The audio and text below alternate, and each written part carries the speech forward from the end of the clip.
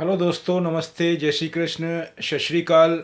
आज वैसे अगर मैं आपको बात करना चाहूँगा तो 30 तारीख है और कल हमारा मंडे को मार्केट खुलेगा और मंथ की लास्ट डेट है 31 जनवरी 2022। तो हमारा मार्केट के अंदर जो अभी माहौल है उसके बारे में हम डिस्कस करने के बाद में कल कौन कौन से सेक्टर और शेयर में रुझान बनाना चाहिए और हम जिसमें रुझान बनाएंगे उसी में एफआईआई और डीआईआई भी अपना रुझान बनाए, ये ज़्यादा इम्पोर्टेंस है, ये ज़्यादा तजव्वुर रखता है, ये ज़्यादा महत्व रखता है हमारे लिए। तो वो हम कैसे निकालें? वो तभी निकल सकता है जब हम पल पल की, हर मिनट की जो इन्फॉर्मेशन है या जो जानकारी है, वो चाहे देश की हो या विदेश की हो या विश्व की हो, वो पूरी जानकारी रखेंगे और साथ साथ में पूरी कंपनी की, सेक्टर की, उसके मैनेजमेंट की, उसके प्रोडक्ट की जानकारी को अगर हम हासिल करके और इन सब बातों को साथ में लेकर के अगर मार्केट में प्रवेश करेंगे तो हमको ऐसे माहौल के अंदर बहुत सुरक्षा मिलेगी। वो हमारा एक कवच का काम करेगा। जैसे कि हमारे पे अगर आक्रमण होता है तो हम अपने आप को सुरक्षित महसूस करने के लिए जो जो हथियार लेकर के जाएंगे वो सब हथियार का ही काम करेगा या आर्म्स का काम करेगा। तो मैं ये कौन कौन सी चीज़ें हैं जो भी मार्केट को नीचे की तरफ ढकेल रही है और ऐसी कौन सी चीज़ है जो मार्केट के ऐसे माहौल के अंदर भी मार्केट को वहाँ से संभाल के रखेगी या वहाँ से ऊपर ले जाएगी, ये ज़्यादा महत्वपूर्ण बातें हैं। तो सबसे पहले तो मैं यही बोलूँगा, आज की तारीख में कल से जो मैं कंटिन्यू पढ़ रहा हूँ उसके अंदर एक ही मैटर है। फिर मैं आपको दोहरा रहा हूँ, वैसे ये मैटर काफ़ी टाइम से चल रहा है लेकिन पिछले 10-12 दिन से इसका इम्पोर्टेंस बहुत बढ़ गया है।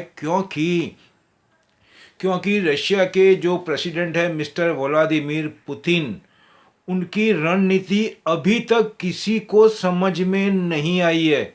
मैं जैसा समझ रहा हूँ ये रणनीति सिर्फ दो ही कंट्री जान रही है। वो कौन कौन है? एक तो है खुद व्लादिमीर पुतिन जो कि रशिया के प्रेसिडेंट हैं। दूसरे हैं जिनपिंग जो पूरा खेल वो ही करवा रहे हैं। मैं यहाँ तक भी मानता हूँ कि ऐसा भी उनका समझौता हुआ हो सकता है या होगा।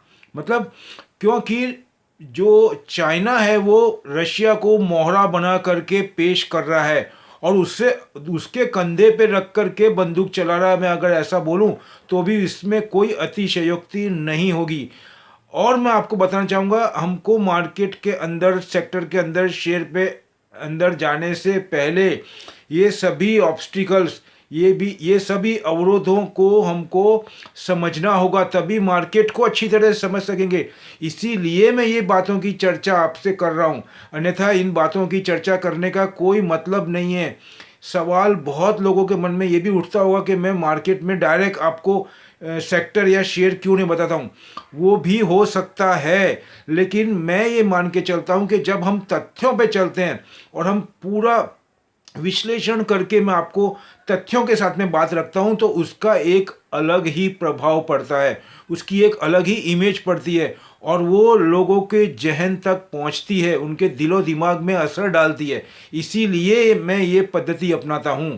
अब मैं आपको बोलना चाहूँगा, आज की तारीख के अंदर रशिया, यूक्रेन और चाइना, उसके अंदर और कौन कौन से परोक्ष रूप से भाग अदा कर रहे हैं, उसमें सबसे बड़ा नाम आ रहा है यूएसए के जॉय बाइडन का। इसकी वजह से इमेज खराब हो रहा है और उसके अंदर उन्हीं के देश के जो पहले के डोनाल्ड ट्रंप है वो अब उभर करके आए हैं। कल उन्होंने मीडिया के अंदर ये बोला था कि अगर मैं होता प्रेसिडेंट तो ये परिस्थिति होने ही नहीं देता। और ये सभी बातों पे बहुत बारीक नज़र गड़ा करके बैठे हैं या लगा करके बैठे हैं चाइना के जिनपिंग और उनके एक्सपर्टों की टीम।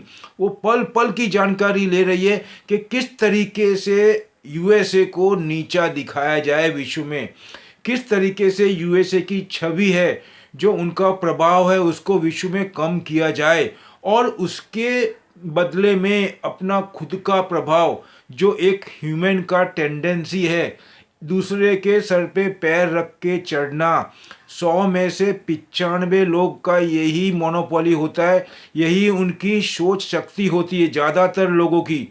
अगर मैं ऐसा बोलना चाहूँ, आज के तारीख में सब सेल्फिश जैसा ही काम कर रहे हैं। चुनिंदा लोग ही रह गए हैं जिनको राष्ट्र से प्यार है, अपने काम से प्यार है, अपनी नीतियों से प्यार है। बाकी तो समय समय पे परिस्थिति के हिसाब से लोग बाग गिरगिट की तरह अपना रंग और अपना बयान बदल देते हैं। ये सभी जान रहे हैं, इसमें कोई नया नहीं है। सभी आदमी, ये जो अभी माहौल चल रहा है, चाहे इलेक्शन को ले लो हमारे यहाँ का, उसके बाद में आप यूएसए को ले लो, ताइवान को ले लो, आप हांगकांग को ले लो, नॉर्थ कोरिया को ले लो, चाहे जापान को ले लो या इजराइल को लो, ईरान को लो, तेहरान को लो, ये सभी जगह आप देखेंगे सऊदी अरबिया, तो जो वहाँ के प्रिंसेस है वो किस तरीके से काम करते हैं वो भी आपने देखा। खगोशी को कैसे उन्होंने मरवा दिया, ये सभी देखा आपने। तो ये सभी बातों को हमको याद रखना है, अपने दिमाग की मेमोरी में रखना है और समय समय पे इनको रिकॉल करके उसको उपयोग करना है अपने। और ये सभी बातें इनडायरेक्टली मार्केट में इफेक्ट करती है। अब मैं आपको बताना चाहूँगा कि ये मैटर को लेकर के आज ऐसी बातें आ रही है न्यूज़ में कि ये युद्ध फरवरी में हो जाएगा। अब ऐसी बात अगर चल रही है तो हमारा ये फर्ज बनता है कि हमको बहुत ही एहतियात बरत के, बहुत ही सावधानी पूर्वक फूंक फूंक के अपना कदम रखना है मार्केट में। सबसे पहला ये नियम बांधना है कि हमारे पास 6 से 8 महीने या 1 साल के जो आइडल मनी है उसी को मार्केट में लगाना है। पॉइंट नंबर 1 क्लियर हो गया। दूसरा, ये अगर युद्ध होता है तो उसका इम्पैक्ट कहाँ कहाँ पड़ सकता है और उसका इम्पैक्ट कौन से सेक्टर और शेयर पे ज़्यादा नहीं पड़ेगा, वो हमको सेक्टर ढूंढने हैं, वो शेयर निकालने हैं उनसे संबंधित, तो हमको उसमें ज़्यादा सहूलियत रहेगी। अब मैं आपको बताना चाहता हूँ जो मेरा थॉट है, जो मेरी स्टडी है उसके हिसाब से। बाकी यहाँ पे मैं ऐसा बिल्कुल नहीं बोल रहा हूँ आपको कि जो मैं बता रहा हूँ वो अति मतलब 100% सत्य ही है। हर आदमी का अपना अपना तरीका होता है पढ़ने का, समझने का और उस पर मंथन करने का। तो मैं आपको यही बताना चाहता हूँ, मुझे ऐसा लग रहा है कि अभी रशिया एक तरफ ऐसा बोल रहा है कि मैं युद्ध करना नहीं चाहता। दूसरा, उन्होंने कुछ कंडीशन रखी है यूएस के सामने और यूएस ये चाहता है कि जो आपको मैं बोलना चाहूँगा कि जो यूएसए और अपने जो ये कंट्री है उसके अंदर उनको वो यूक्रेन को वो नाटो में सदस्य बनना नहीं देना चाहता है। दूसरा, ये जो यूक्रेन है फिर कजाकिस्तान है, ये सब एक टाइम यूएसएसआर के हिस्से ही थे पूरे। उसके बाद में ये 61 से लेकर के ये अलग अलग टाइम पे इनका विघटन हुआ है और ये अलग अलग एक कंट्री बनी है। अब रशिया के जो व्लादिमीर पुतिन है वो वापस से इनको अपने रशिया में शामिल करके वापस से जो यूएसएसआर की छवि थी उसको बनाना चाहते हैं, ऐसा एक्सपर्ट्स बोल रहे हैं, कुछ एक्सपर्ट ऐसा बोल रहे हैं। अब मैं आता हूँ उसके अंदर, बार बार ये बोल रहे हैं और ये बोल रहे हैं कि नाटो के अंदर आप इनको शामिल मत करो, और यूएसए ऐसा बोलता है कि इनको नाटो में हम सदस्यता दिलवाएंगे। अब आपको मैं ये बोलना चाहूँगा कि नाटो में ऐसा क्या है जिसकी वजह से अपने जो रशिया है वो चाहता है कि ये इसके सदस्य नहीं बने। तो नाटो आया था दूसरे विश्व युद्ध के बाद में, इसका संगठन बना था। क्यों बना था? क्योंकि जब जर्मनी ने कई देशों पे हमला करके बहुत ही कम टाइम में, अगर मैं ऐसा बात करूं आपको कि 1 या 2 साल के अंदर उन्होंने 8 से 10 कंट्री के अंदर अपना कब्जा कर लिया था, तब उसके ऊपर उन्होंने इंग्लैंड के ऊपर भी हमला किया था। तो उनको कंट्रोल में रहने के लिए तो वहाँ के कौन थे, वहाँ के ऊपर कौन थे? तो मैं आपको यही बोलूँगा कि जो जर्मनी के अंदर आप देखेंगे तो जर्मनी को कंट्रोल करने के लिए 5 या 6 कंट्री मिल करके अपने डिफेंस को बेच करके उन्होंने जर्मनी को कंट्रोल में किया था। तो जर्मनी को कंट्रोल करने के तब ये बात, उसके बाद में उन्होंने जर्मनी पे कंट्रोल किया और दूसरे विश्व युद्ध की समाप्ति हुई। उसके बाद में बड़े बड़ी कंट्री जैसे यूएसए हो गया, यूरोप हो गया, फ्रांस हो गया, इंग्लैंड हो गया, ये सब कंट्री ने मिलकर के ऐसा डिसाइड किया कि एक ऐसी संस्था बननी चाहिए जो कोई एक कंट्री अगर किसी दूसरे देश के लिए अगर गलत इरादे से अगर उसके ऊपर युद्ध थोपना चाहती है तो ये सब कंट्री मिलकर उसका बचाव करेंगे। इसीलिए ये नाटो का संगठन हुआ है। और अगर वो संगठन में मेंबर बन जाता है तो उसमें जितने भी मेंबर हैं उनका उनको सहयोग मिलेगा। किसको? यूक्रेन को। और ये रशिया नहीं चाहता है। तो ये सब बात है। और उसके अलावा और भी मैटर है जिसमें वो बोलता है कि आप ये कंडीशन को मानो। और यही बात को लेकर के चाइना ने दो टुक में उनके विदेश मंत्री को बोला मतलब उनको इंस्ट्रक्शन दी है। और इंस्ट्रक्शन कौन देता है? जो सुप्रीम पावर होता है वो इंस्ट्रक्शन देता है अपने सबॉर्डिनेट को, अपने से निचली पोस्ट वाले को। लेकिन यहाँ पे ऊंधा हुआ है। आज सुपर पावर आज की तारीख में यूएस है, लेकिन चाइना के विदेश मंत्री उनको ऐसा बोल रहे हैं ऐसा करो ऐसा करो। मतलब इसका मीनिंग क्या? ये क्या सिग्नल दे रहा है हमको? वो दुनिया को क्या बताना चाहते हैं? यही मैटर मेन है। अब मैं आता हूँ ऐसे माहौल के अंदर क्या हो सकता है अगर युद्ध। सबसे पहली बात लास्ट में मैं कंक्लूजन दूंगा आपको कि क्या हो सकता है और कौन कौन से क्षेत्र के अंदर किसको फ़ायदा होगा किसको नुकसान।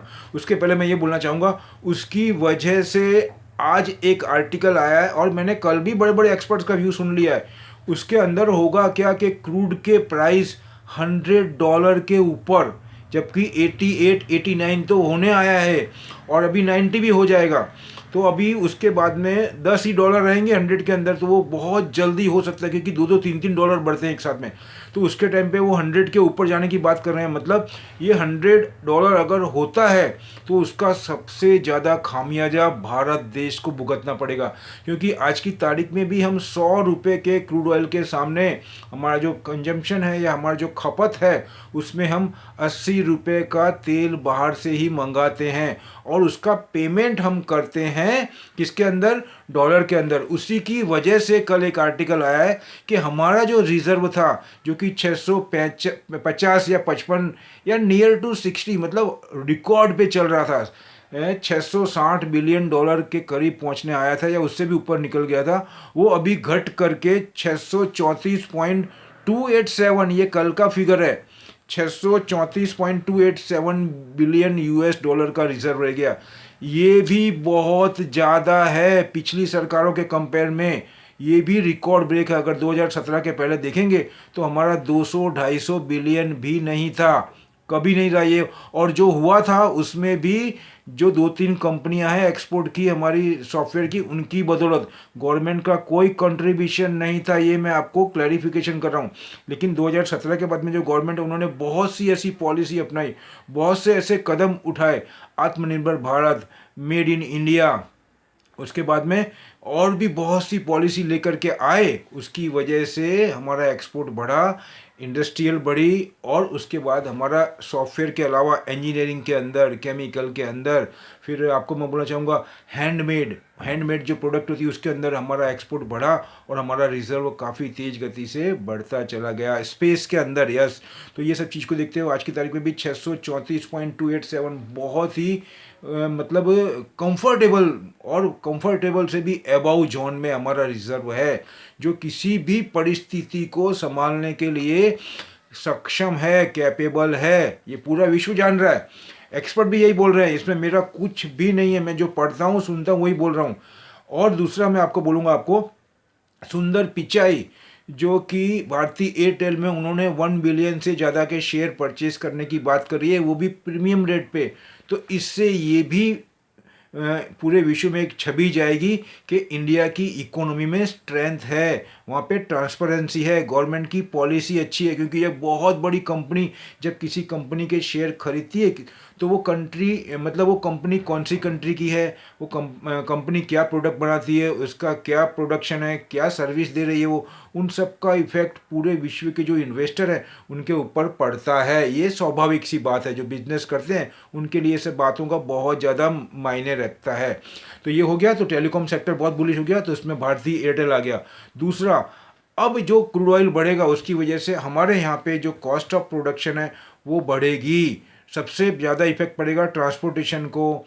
उसके बाद में जो कंपनियां हैं वो क्रूड ऑयल का यूज़ कर रही है, जैसे कि आपको पेट्रोलियम प्रोडक्ट, ट्रांसपोर्ट की कंपनी, ये क्या करेगी, अब उनके बस का नहीं है कि वो जो ट्रांसपोर्टेशन के अंदर जो क्रूड ऑयल और पेट्रोल डीजल के भाव बढ़ रहे हैं उसकी वजह से वो खुद एब्जॉर्ब नहीं करेंगे और वो भाव की बढ़ोतरी है वो पास ऑन करेंगे एंड यूज़र के ऊपर, मतलब हमारे आपके ऊपर आने वाला है। वो बहुत सी चीज़ों में आ भी गया है और उसमें बढ़ोतरी होने वाली है।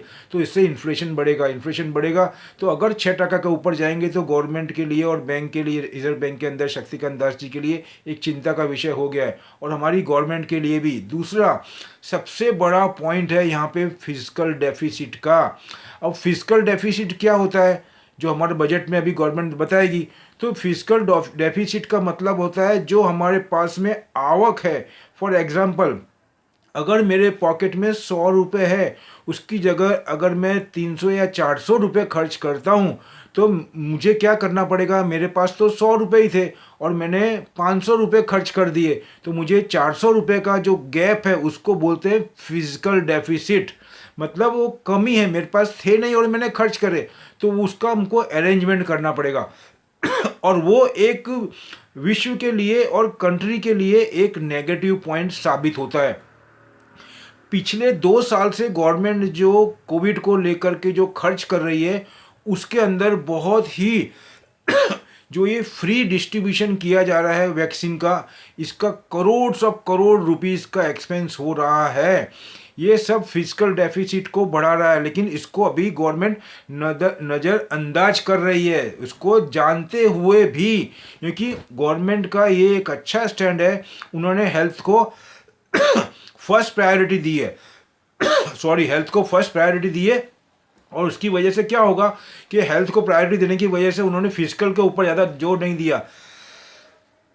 अगर दूसरी गवर्नमेंट होती तो वो पूरा इकोनॉमी को डिरेल करके और इकोनॉमी संभालने के लिए इंसानों के साथ में, नागरिकों के साथ में कुछ गलत भी कर सकते थे लेकिन ये गवर्नमेंट के पास में दूसरे टूल हैं, वहाँ से वो फिजिकल कंट्रोल में करेगी। जैसे कि डिसइन्वेस्टमेंट है, एक्सपोर्ट बढ़ा करके कोई दूसरी स्कीम ला करके एक्सेट्रा एक्सेट्रा, वो गवर्नमेंट के पास में बहुत सारे टूल होते हैं, वो अपने हिसाब से उसका अरेंजमेंट करेगी लेकिन उसके लिए थोड़ा दिमाग की और थोड़ी चतुराई की ज़रूरत होती है। अब वो किसके पास में होगी वो आपको नक्की करना है कि कौन हमारे गवर्नमेंट में बैठा है और जो बाहर बैठे हैं उसमें कौन कैपेबल है ये सब मैनेज करने के लिए।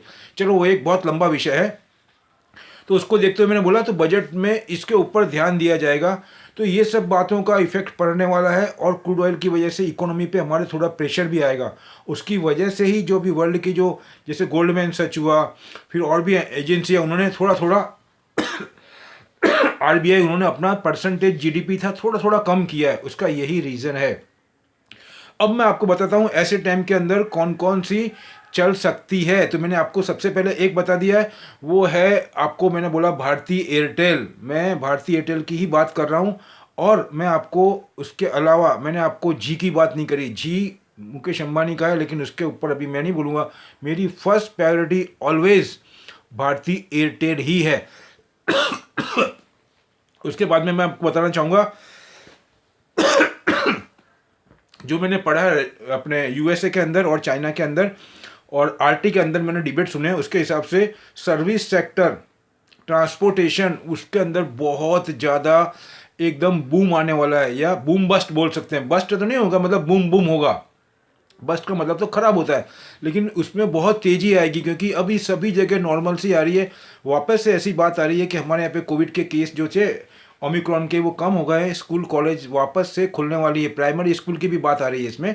तो उसको देखते हुए जो ट्रांसपोर्टेशन है और सर्विस सेक्टर है उसके अंदर बहुत ज़्यादा तेज़ी आएगी और ये पूरे विश्व का मैसेज है। उसको देखते हुए मैंने ब्लू डार्ट निकाला जो कि आपको मैं बोलूँगा कार्गो सर्विस प्रोवाइड करती है। उसके अंदर आपको मैं बोलूँगा उसके अंदर बहुत ज़्यादा प्रॉफिट की संभावना है। तो उसमें आपको अल कार्गो आ गया, टीसीआई आ गया, transport corporation of India, VRL logistic, जो मैं पहले भी महीने पहले 15 दिन पहले भी दे चुका हूँ बहुत, और उसके बाद में वो काफ़ी चले भी हैं। For your information VRL logistic हो गया, कॉन्कर जिसका डिसइन्वेस्टमेंट होने का है, और उसके बाद में स्नोमैन लॉजिस्टिक जो कि 1 से 1.5 साल के लिए लेना है। अब मैं आपको आता हूँ अदानी पोर्ट। उसके बाद में है डीएलएफ। डीएलएफ आपको रियल एस्टेट के अंदर आती है, वो भी हम बाय करके चल सकते हैं, उसमें भी बहुत ज़्यादा बूम बता रहे हैं, तेजी बता रहे हैं। गोदरेज प्रॉपर्टी, टाटा केमिकल, उसके बाद में एस्कॉट लिमिटेड, NIIT एजुकेशन से रिलेटेड है, एजुकेशन के अंदर पूरा रिवॉल्यूशन की बात हो रही है यहाँ पे भी, और उसको देखते हुए लंबी अवधि के लिए कम से कम 6 महीने, ये सभी 6 महीने, 4 महीने, 6 महीने, 8 महीने के ओरिजेंटल से ही लेने हैं, और बीच में प्रॉफिट होता है तो हमारे ऊपर है हम उसको एग्जिट कर लें या पार्शियली प्रॉफिट टेकिंग करें, लेकिन करना है आइडल मनी से ही। उसके बाद में मैं बोलना चाहूँगा और कौन कौन सी है, Birlasoft, buy Birlasoft, target मैं आपको दे रहा हूँ उसके अंदर 595 का। बिरला सॉफ्ट कुमार मंगलम बिरला ग्रुप की कंपनी है, और सॉफ्टवेयर के अंदर बहुत ही अच्छी है, जैसा टेक महिंद्रा है ऐसे ही काम कर रही है वो। उसके बाद में L&T ने टाई अप किया है नॉर्विंग नॉर्विंग कंपनी फॉर इलेक्ट्रोलाइजर टेक्नोलॉजी। अब इलेक्ट्रोलाइजर क्या होता है, ये बहुत ही A1 क्वालिटी का कंस्ट्रक्शन के अंदर यूज होती है, वो टेक्नोलॉजी यूज़ होगी। उसके अंदर वेल्डिंग भी आ गया, अलग अलग टाइप के वेल्डिंग है, वो सी में वेल्डिंग होते हैं, प्लास्टिक वेल्डिंग होता है, वैसे वेल्डिंग होता है, SS के अंदर वेल्डिंग होता है, ऑटोमाइजेशन होता है, बहुत सी क्षेत्र के अंदर। और दूसरा L&T अभी ग्रीन हाइड्रोजन के ऊपर भी बहुत बड़ा इन्वेस्टमेंट करके उसके अंदर प्रोडक्शन बढ़ाने की जा रही है, तो उसके हिसाब से उनको बहुत ज़्यादा प्रॉफिट होने वाला है। दूसरा, उन्होंने ऑफशोर के अंदर बहुत बड़ा ऑर्डर मिला है उनको, वो ONGC से ही मिला है। ऑफशोर मतलब ONGC के अंदर एक तो इंडिया की है, दूसरी उनकी एक ऑफशोर उन्होंने बना रखा है ONGC के अंदर ही, जो कि विदेशों में पूरा काम करती है, उनकी सब्सिडरी कंपनी है, उसके थ्रू उनको L&T को बहुत बड़ा ऑर्डर मिला है, तो उसकी वजह से उनके अंदर ऑर्डर की वजह से और उनका बिजनेस बहुत ज़्यादा ग्रोथ करेगा और उसका प्रॉफिट का पूरा बेनिफिट उनको मिलेगा। उसके बाद में बता दूंगा आपको अदानी टोटल गैस, उसके अंदर गवर्नमेंट ने कुछ 54, सुनना, 54 जो टोटल सिटीज़ थी उसके अंदर गैस डिस्ट्रीब्यूशन की बोली लगवाई थी, तो उसके अंदर 52 तो 52 में से उन्होंने 14 तो सिर्फ अदानी टोटल गैस ने ही लिए हैं, टोटल अदानी गैस जो है उन्होंने 14 उन्होंने लिए, और IOC जो गवर्नमेंट की है उसने सिर्फ 8 ही लिए हैं, क्योंकि ये ओपन मार्केट था, उसमें किसी की चलेगी नहीं, जो ज़्यादा टेंडर भरेगा उसको ही मिलेगा। तो उसमें सबसे ज़्यादा बाजी किसने मारी है, अदानी ग्रीन ने, अदानी टोटल गैस ने। उसके बाद में टाटा स्टील बाय करना है आपको, उन्होंने बहुत पॉजिटिवनेस है इंफ्रास्ट्रक्चर को लेते हुए, NINL नीलाचल इस्पात निगम उसको पूरा परचेज किया है, उससे उनकी कैपेसिटी बढ़ेगी और उसके अंदर स्पेशलिटी टाइप का मेटल भी होता है, वो बहुत ज़्यादा उपयोग होता है और बहुत ही उनकी कैपेसिटी बढ़ जाएगी। उसको देखते हुए एक्सपोर्ट में बहुत ज़्यादा उनका कंट्रोल है, तो उसको देखते हुए इनको एब्रॉड की इनकम बढ़ सकती है इनकी, ऐसी सब बात एक्सपर्ट ने बताई है, तो उसके हिसाब से टाटा स्टील बहुत वैल्यूएबल हो जाता है। उसके बाद में सेंट्रल बैंक, ये बजट के अंदर जो 2 बैंकें हैं उसके अंदर जिसको प्राइवेटाइजेशन करने की बात आई उसमें सेंट्रल बैंक का भी नाम है, तो मैं बहुत दफ़े इसको रिकमेंड कर चुका हूँ। अभी उसको आप देखेंगे तो पिछले 2 महीने से वो 20 रुपये के नीचे नहीं गया है, 20 से 22 के बीच में ही कॉन्सोलिडेट हो रहा है, उसमें माल एक्यूमुलेट हो रहा है, कोई इकट्ठा कर रहा है। जैसे ही बजट में कोई न्यूज़ आया ये सीधा आपको 35, 40 या 50 रुपये दिखा देगा 2 महीने के अंदर, तो उसके अंदर मैं बोलूँगा आपको, और उसका रिजल्ट भी आया है, यस उसका रिजल्ट आया है, वो 69% अप हुआ है सेंट्रल बैंक का, आप सोचिए, जो कि 279 करोड़ रुपीज़ है।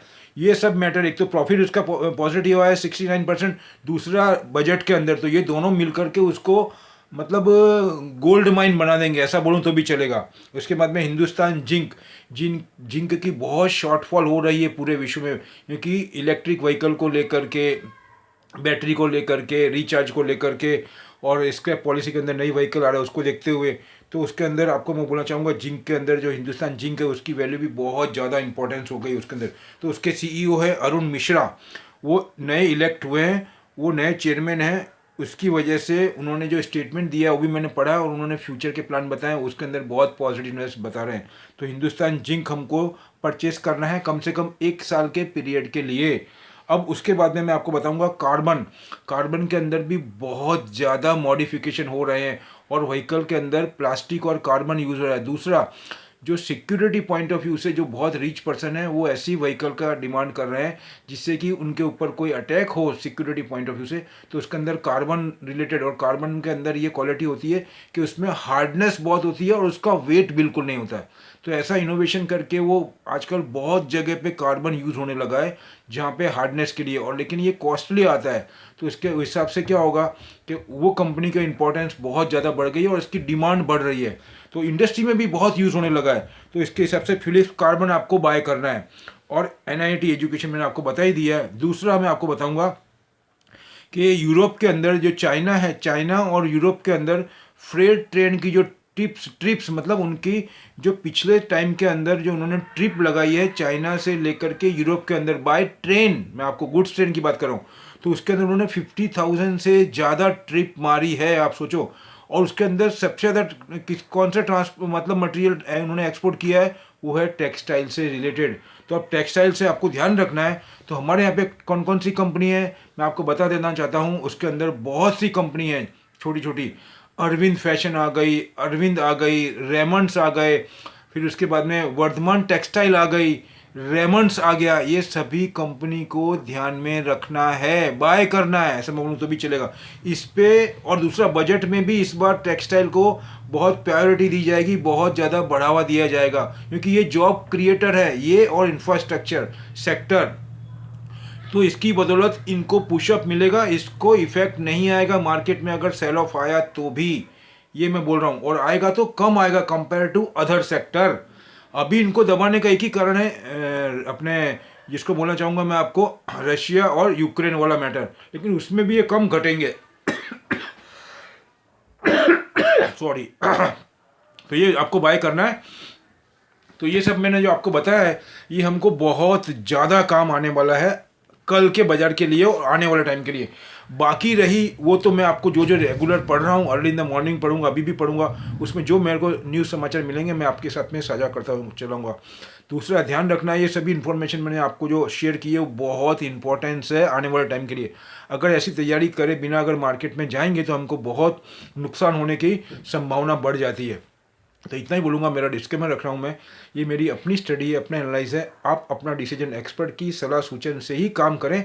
और अगर मेरे वीडियो अच्छे लग रहे हैं तो मैं रिक्वेस्ट करूँगा इसको ज़्यादा से ज़्यादा शेयर करें अपने मित्रों में, अपने रिलेटिव्स में, जो भी मार्केट में इन्वॉल्व हो उनको ये बहुत ज़्यादा काम आएगा। और जो नए आए हैं फर्स्ट टाइम उनको रिक्वेस्ट करूँगा जाने से पहले सब्सक्राइब करना ना भूलें और बेल आइकन भी दबाएं, जिससे कि हम और आप मिलकर के रेगुलर मैं 2 वीडियो अपलोड करता हूँ तो हमको ज़्यादा से ज़्यादा तैयारी जो इतनी मैं करता हूँ और हम और आप मिलकर के मैक्सिमम बेनिफिट ले सके मार्केट से, जो कि FII ले जाती है, उनसे हम हमारा प्रॉफिट छीन सकें। क्यों? हमारी मेहनत के दम पे, हमारी माइक्रो लेवल की स्टडी के दम पे और हमारी पूर्व मतलब सचेत, जिसको बोलना चाहिए कि हमारी एकाग्रता, हमारी ज़्यादा से ज़्यादा इन्फॉर्मेशन प्राप्त करने की तैयारी, उसी के बलबूते पे हम मार्केट के अंदर फाइट कर सकते हैं। बाकी हमारे पास ऐसा कोई बड़ा प्लेटफॉर्म नहीं है जिससे कि हम FII के सामने फाइट कर सके। लास्ट में यही बोलूँगा, मिलते हैं। मैं आपसे अनुरोध करूँगा मेरी वीडियो को आप शेयर भी करें और सब्सक्राइब भी करें। जय हिंद।